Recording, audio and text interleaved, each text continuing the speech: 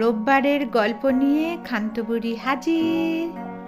আজকের গল্প চার চোরকে নিয়ে, কিন্তু গল্পের নামটা আলাদা। গল্পের নাম রায়, আর লিখেছেন দক্ষিণ ভারতের একজন লেখিকা নীলা সুব্রামণিয়াম, যেটা বাংলায় অনুবাদ করেছেন মণিমালা দাস। গল্প শুরু করবার আগে বলে দিই, যারা নতুন আমার গল্প শুনছ, আমার চ্যানেলটাকে সাবস্ক্রাইব করো, আর যারা পুরনো তারা শেয়ার করো, যাতে নতুনরা আমার এই গল্প এইটা এবং পুরনো গল্পগুলো শুনতে পায়। অনেক বছর আগে চারটে চোর একটা বনেতে বাস করত, আর বন থেকে সামনের গ্রামে গিয়ে যা পাত পেত সব চুরি করে নিয়ে আসতো, বিভিন্ন লোকের বাড়ি থেকে যা পেত সব। এবার এরমভাবে ভালোই একটা পুটলি বানিয়েছে, থলে বানিয়েছে, তার মধ্যে সব জিনিসপত্র রাখে। একদিন একটা চোর বলল, আর এসব তেমন ভালো লাগছে না, সব সময় ভয়, সব সময় একটা উৎকণ্ঠা, টেনশন। দ্বিতীয় চোরটা বলল, ঠিকই বলেছ, কোনো শান্তি নেই জীবনে, আর এসব করতে ইচ্ছে করছে না সত্যি। তৃতীয় চোরটাও বলল, তাহলে একটা কাজ করা যেতে পারে, আমরা এই সবগুলো নিয়ে রাতোরাত তাড়াতাড়ি আমরা যদি এখান থেকে পালিয়ে যাই, পালিয়ে কোনো শহরে চলে গেলে আমাদেরকে কেউ আর চিনবে না, ওখানে গিয়ে ভালো মতন অন্য কোনো কাজ করব। এই কথাটা বাকি দুজন চোরের খুব পছন্দ হলো। চতুর্থ চোরটা কিন্তু এইসব কথায় একটুও রাজি নয়, কিন্তু বলছে না কিছু, ভেতরে অন্য মতলব। তার চুরি টুরি করতেই ভালো লাগে, কিন্তু বললে তখন এই ঝোলা থেকে আর তো তার ভাগ পাবে না। সেই জন্য চারটে চোরই গ্রাম থেকে রাতের মধ্যে বেরিয়ে পড়ল আর একটা শহরে গিয়ে পৌঁছলো।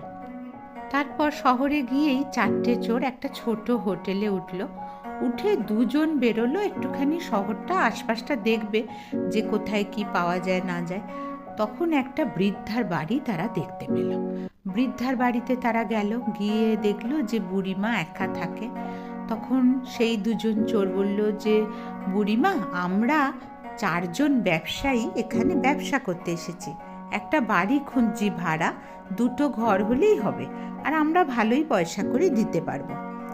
বুড়িমা তো খুশি যে চারজন ব্যবসায়ী আমার এখানে থাকবে, বুড়িমা একা থাকেন, ভালোই হবে।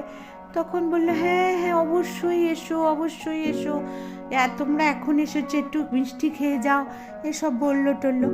তখন ওই দুজন চোর ফিরে এসে হোটেলে বাকি দুজনকেও বৃদ্ধার বাড়ির কথা বললো একটা বুড়িমার এরকম বাড়ি পাওয়া গেছে।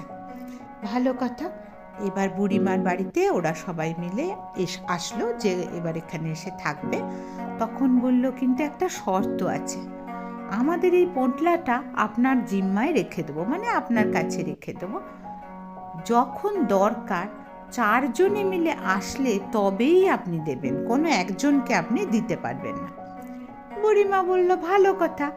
বলে নিজের বাড়িরই পিছন দিকে একটু জমি ছিল, সেখানে মাটি খুঁড়ে আর ওই পোটলাটা ভেতরে ঢুকিয়ে তারপর মাটি চাপা দিয়ে রেখে দিল। এবার ওরা আবার চারজন শহরটা দেখতে বেরিয়ে গেল। এটা দেখছে, ওটা দেখছে, কি করা যায়, চতুর্দিকে খোঁজ খবর নিচ্ছে। এসব করতে করতে টায়ার্ড হয়ে, ক্লান্ত হয়ে বুড়িমার বাড়ির থেকেই সামনে একটু দূরে একটা বড় গাছের তলায় বসলো। সেখানেতে দইয়ের ঘোল বিক্রি করতে কেউ এসেছিল। তখন ওরা বলল, অনেক সারাটা সকাল ঘুরছি আমরা, একটুখানি ঘোল খেলে হয়। তখন একটা চোর বলল, আরে খাবো কি রে, আমাদের কাছে তো পয়সা নেই, সেই পোঁটলাটার ভেতর পয়সা। তখন আর একটা চোর বলল, তাই তো, কে নিতে যায়? কিন্তু সবাই খুব ক্লান্ত, এ বলছে ওকে তুই একটু জানা নিয়ে আনা, আবার এ বলছে তুই জানা বাবা, আমি আর পাচ্ছি না। তখন এই চতুর্থ চোর, সেই যে যার মতলবটা একটু অন্যরকম, সে বলল যে ঠিক আছে, আমি যাচ্ছি, গিয়ে বুড়িমার থেকে নিয়ে আসছি। বলে বুড়িমার কাছে গেল যে, বুড়িমা, আমাদের ওই পোটলাটা একটু দেবেন। তখন বুড়িমা বলল, কিন্তু কি করে তোমাকে দিই, তোমরা তো বলে গেছো যে চারজন একসাথে না আসলে পোটলাটা না দিতে। তখন চতুর্থ চোর বলল, হ্যাঁ, ওই যে ওরা দূরে দাঁড়িয়ে রয়েছে, আপনার একবার জিজ্ঞেস করে নিন। তখন বুড়িমা বললে, ওগো, তোমরা শুনছ, ওই তোমাদের বন্ধু যে পোটলা চাইতে এসেছে, তখন ওদিক থেকে ওরা তিনজনে বললো, হ্যাঁ বুড়িমা দিয়ে দিন, আমরাই বলেছি নেবার জন্য। ঠিক আছে, বুড়িমা বলল আমি দিচ্ছি বলে আবার সেই মাটি খুঁড়ে দিতে গেল। তখন ও বললো ঠিক আছে, আমি এখান থেকে নিয়ে নিচ্ছি। বুড়িমা ঘরে চলে এসেছে। চতুর্থ চোর মাটি খুঁড়ে পোটলাটা নিয়ে ওই দিকেই, ওই যেখানে মাটি খুঁড়েছে পিছন দিকে দরজা দিয়ে বেরিয়ে একেবারে অন্য রাস্তা ধরে ছুট পালিয়েছে। এদিকে হয়েছে কি, বন্ধু ফিরছে না দেখে বাকি তিনজন অনেকক্ষণ বসেছিল, এবার বুড়িমার কাছে এসেছে। এসে বলছে, বুড়িমা আমাদের যে বন্ধু এসেছিল সে কোথায়? বুড়িমা বলছে, ও মা, সে তো কখন, তোমরাই তো বললে দিতে, সে কখন পোটলা নিয়ে তো চলে গেছে। তখন এরা তো আসলে জাতে চোর, এরা ঠিক বুঝতে পেরেছে আমাদের এই চতুর্থ বন্ধু পোটলা নিয়ে সটকে পড়েছে। তখন এরা বুড়িমাকে ধরেছে, বলছে না এটা তো আপনারই কাজ, তার মানে আমাদের ওই চতুর্থ বন্ধুর সাথে আপনি ষড়যন্ত্র করে এসব করেছেন, চলুন শহরের বিচারকের কাছে আপনাকে যেতে হবে। বিচারকের কাছে গিয়ে এই তিন বন্ধু সবটা বলেছে। বিচারক বলছে, হ্যাঁ এটা তো আপনারই দোষ, আপনাকে সমস্ত ক্ষতিপূরণ দিতে হবে, যত জিনিস ওখানে ছিল সব এদেরকে ফেরত দিতে হবে, কারণ আপনার অসাবধানতার কারণেই এদের এত বড় ক্ষতি হয়েছে। বুড়িমা বুঝতে পারছে যে বুড়িমার কিছু করার নেই, কারণ বুড়িমার দোষও নয়, কিন্তু কি করবে, বিচারক বলেছে, কাঁদতে কাঁদতে বাড়ি আসছে।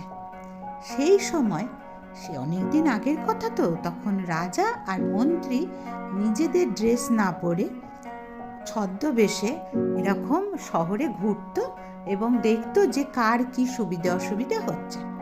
এই দিন বিকেলবেলা ওরকম ঘুরতে বেরিয়েছে, হঠাৎ দেখে যে এরকম বুড়িমা কাঁদছে। তখন দেখে বলছে, কি হয়েছে বুড়িমা, তুমি কাঁদছো কেন? তখন বুড়িমা সব কথাটা বলেছে। তখন এই যখন কথোপকথনগুলো হচ্ছে, কথাবার্তা রাজার সাথে বুড়িমার, পাশে একটা ছেলে এসে দাঁড়িয়েছে। ছেলেটা সব কথাটা শুনেছে, শুনে বলল, রাজামশাই আপনি যদি আমায় অনুমতি দেন, কালকের আপনার বিচার সভায় বিচার হোক, আর আমি বলবো যে আমি রায়টা দেব যে কি করা হবে। রাজামশাই বেশ অবাক, একটা ছেলে, তার এত ক্ষমতা, তার এত বুদ্ধি যে সে এরম বলছে তুমি সঠিক রায় দিতে পারবে? ছেলেটা বলছে, হ্যাঁ রাজামশাই, আমার ওপর ভরসা রাখুন, আপনি কাল ডাকুন ওই তিনটে চোরকেও, ওরা তো চোর জানে না, ব্যবসায়ী, ওই তিন ব্যবসায়ীকেও ডাকুন। ভালো, পরের দিন তিন ব্যবসায়ী এসেছে, এই ছেলেটি এসেছে, বুড়িমা গেছে, আর রাজামশাই মন্ত্রী সবাই তো রয়েছে। তখন ছেলেটি বলল, হ্যাঁ আপনাদের কথা আমরা জানি, আপনারা যা বলেছেন ঠিকই বলেছেন, বুড়িমাকেই সমস্ত ক্ষতিপূরণ দিতে হবে, কিন্তু একটা শর্ত আছে। যে শর্তটা আপনারা বুড়িমাকে বলেছিলেন যে আপনারা চারজন না হলে বুড়িমা কি করে আপনাদের পোটলাটা ফেরত দেয় বলুন, তা আপনারা চারজন হন আগে। এইটা তো শুনে চোরদের মাথা খারাপ, কোত্থেকে ধরে আনবে তার সেই চতুর্থ বন্ধুটাকে। রাজামশাই তখন বলল, সাবাস, ছেলেটার নাম ছিল রমন, বলল, কি সুন্দর বিচারের রায় তোমার রমন, তোমার এইটুকু দেহে, এতটুকু একটা ছেলে, কি সুন্দর বুদ্ধি তোমার মাথায়, হ্যাঁ, আজ থেকে তোমাকে সবাই জানবে মর্যাদা রমন বলে, আর আদালতে এই ধরনের বিচার তুমি করবে, ছোটখাটো যে ধরনের সমস্যাগুলো হয় তার বিচার করবে রমন। দেখো কি সুন্দর বুদ্ধি রমনের।